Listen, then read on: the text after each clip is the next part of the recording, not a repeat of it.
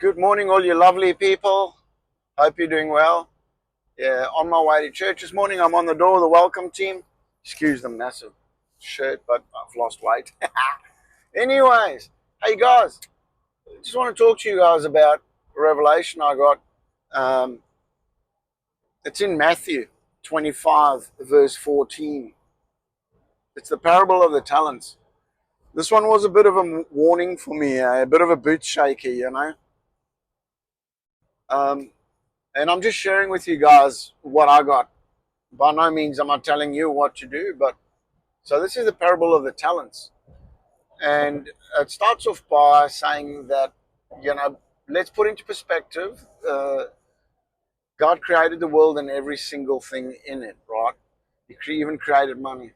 And not $1, 1 cent, one penny has left this earth.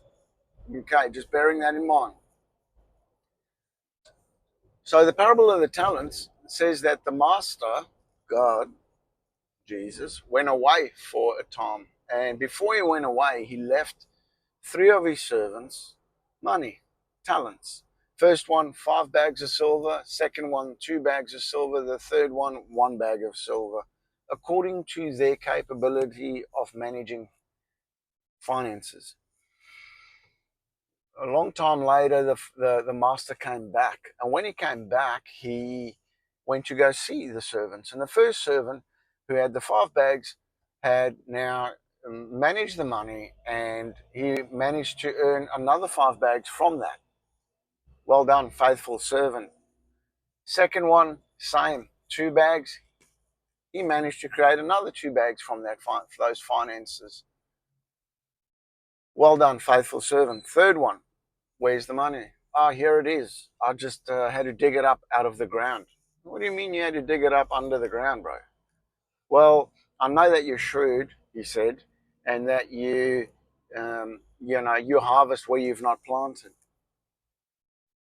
And the master said to him, "You lazy, evil servant. You knew this about me, and yet you still didn't even put the money in the bank to earn interest. Take that 1,000 or that bag of silver and give it to the guy that has the 10 bags." So, in a swifty moment, the guy that managed it really well, he actually got a bonus. And it got taken away from the guy who got given the bag, the 1 bag of silver. But the other thing that stuck out is when you keep reading it, he says, "Get away from me." And he cast him into the place where there's gnashing of teeth. Now, gnashing of teeth, guys, is hell. So this is where I was a bit like shaken in the boots. Where I was like, hang on, God's giving me finances. And if I'm sure, I've got to go out and earn it. I've got to go out and make it. It doesn't just rock up in my bank account, here's the money. But if I don't take the money that I've earned and produce more money from it, i.e., manage it properly, what? Am I going to go to hell? So this is like where I was just really, it's taken me a while actually to record this because again, guys, I'm not telling you what to do. I'm just telling you what I found. So if it's on your heart, on my heart to run a business, and I've got a business idea and I've got money sitting over here in a pile under the bed, and I'm not managing this money into this business, what's going to happen? First of all, it's all going to get taken away from me, all that money under the bed. And then second of all, I'm going to be called evil and cast out. And that really bothers me, guys, because not all of us, right, is built to do business, as in, being employed, that's also business. Ironically, albeit you're working for somebody's paying me to work for them, hypothetically saying. So what am I then doing with my salary every week? Am I blowing it on rubbish, living week to week, or am I managing it? Am I storing up? into the bank where I'm at least getting interest. Like at least get interest on it, Stan. Or if I am called to serve in a business, as in run my own business, and God's given me an idea and shown me, but I sit on my laurels, I do nothing about it. What's going to happen? What is going to happen one day when I stand in front of Him and I've been living this life of just relaxed and not doing anything about it? It's that serious, guys.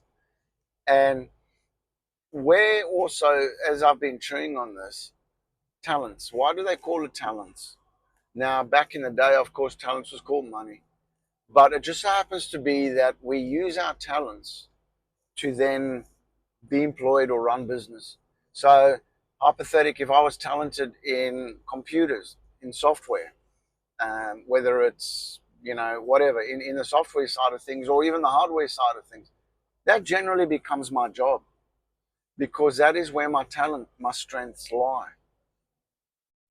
So then what other talents? Because God gives us many talents. He gives us a talent to hypothetically, sing, a talent to play musical instrument, to bake, to all different types of talents. We don't just have one talent.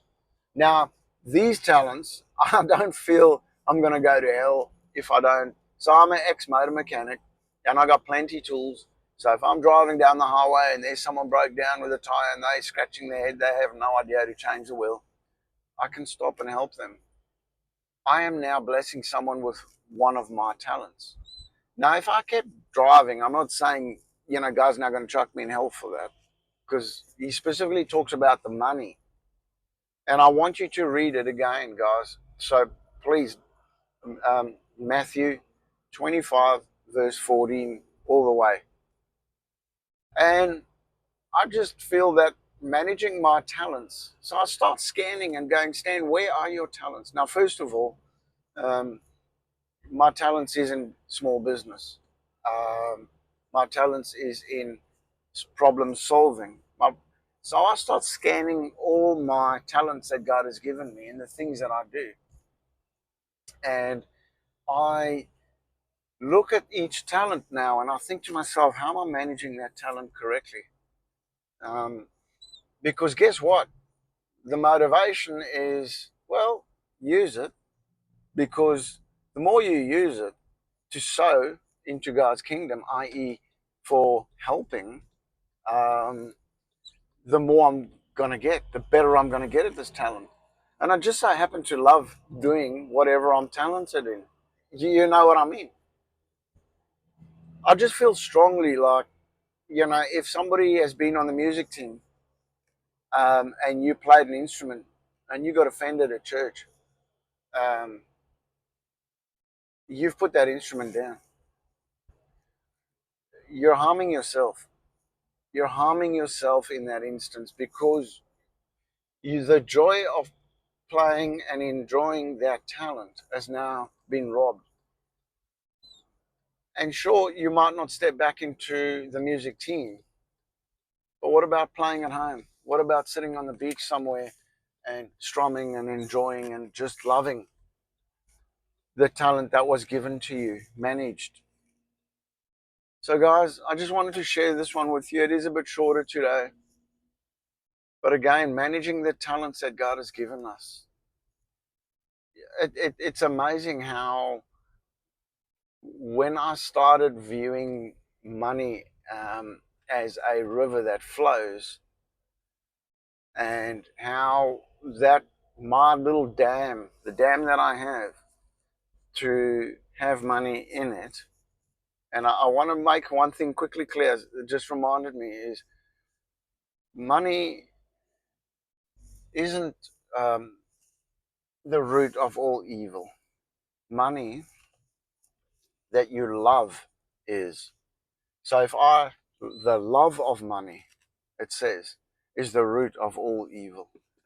So, guys, I think keeping that into perspective, you got to remember God created everything in the world. He chooses to bless us. He chooses to give us a future. God never said, "Oh, you got to live in poverty. Oh, you got to live week to week, month to month, and and can't make ends meet, and it be a struggle." It never said that. It actually says He chooses to bless us and not harm us, to give us hope and a future. So, what am I going to do now? I'm going to go and look at all the talents that God's given me, and I'm going to try and sit down and manage them according to how I feel in my heart I can improve these talents, and use them for God, for His purpose. And with regards to the finances, well, that one's already been documented and written down there. It ain't no game. It is what it is. That's written there. And I have to adhere to this. If anything, it's actually spurred me on, guys, to move ahead in something that God has shown me. So I'll step out in faith and an instruction and obedience as to what it says in that word. So, guys, I love you heaps. I hope you had a wonderful day. I'll talk to you guys later. See ya. Bye.